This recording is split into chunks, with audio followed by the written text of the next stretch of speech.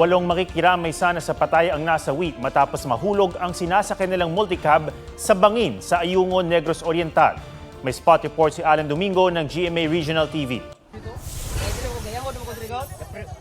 Bumagsak sa naglalakihang mga bato ang multicab na ito sa barangay Tigib, Ayungon, Negros Oriental. 5 sa 20 sakay ang dead on the spot.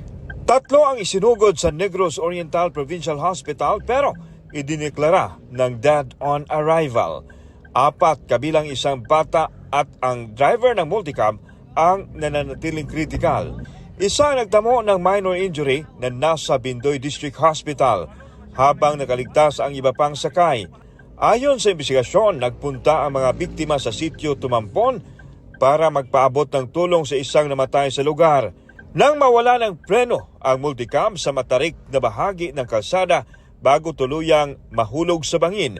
Ayon sa kapitan ng barangay, mababa lang ang pinagbagsakan ng multicab pero 3 beses itong nagpagulong-gulong bago tuluyang tumaob.